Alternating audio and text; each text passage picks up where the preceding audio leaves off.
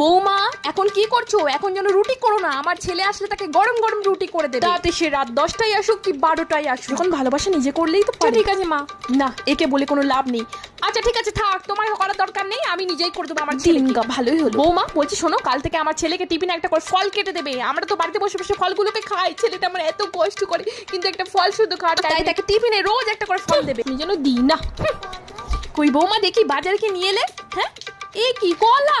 তুমি জানো না আমার ছেলেটা আপেল খেতে ভালোবাসে, তুমি কলা নিয়ে এলে নিজে খাবে বলে, তাই না? নিজে খাবে বলে বুঝতে পেরেছি। এমন করে ছেলে যেন কচি ছেলে, দুধ খাওয়া বাচ্চা, কিছু বোঝে না, নিজে গিয়ে ছেলের জন্য নিয়ে এলেই পারে। না একে বলে কোনো ভরসা নেই। আমার ছেলের জন্য আজ থেকে আমি নিজেই বাজার করবো, তোমার যাওয়ার কোনো দরকার নেই, আমি এক্ষুনি যাবো। হ্যাঁ মা তাই জান। বৌমা এত কিছু থাকতে তুমি শেষে করলা রান্না করলে? তুমি জানো না উচ্ছে আমার বাবুটা খেতে পারে না, এত তেতো লাগে তার। এখন সে ভাতটা খাবে কে দিয়ে? এই উচ্ছে তরকারি দিয়ে? হ্যাঁ বৌমা থাক, তোমার রান্না করার কোনো দরকার নেই। এরপর থেকে আমার বাবুর জন্য আমি নিজেই রান্না করবো। যাই আমি এক্ষুনি গিয়ে অন্য কিছু একটা তরকারি রান্না করি গিয়ে, আমার বাবুটা খাবে কি দিয়ে?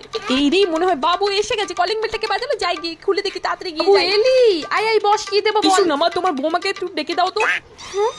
সারাদিন ছেলের জন্য আমি এত এত এত চিন্তা করি, আর শেষে ও কিনা অফিস থেকে ফিরেই বলে বৌমাকে ডেকে দাও। মা ডেকে দাও। আমার দুঃখ আর আচ্ছা ঠিক আছে বস, আমি দিচ্ছি, ডেকে দিচ্ছি।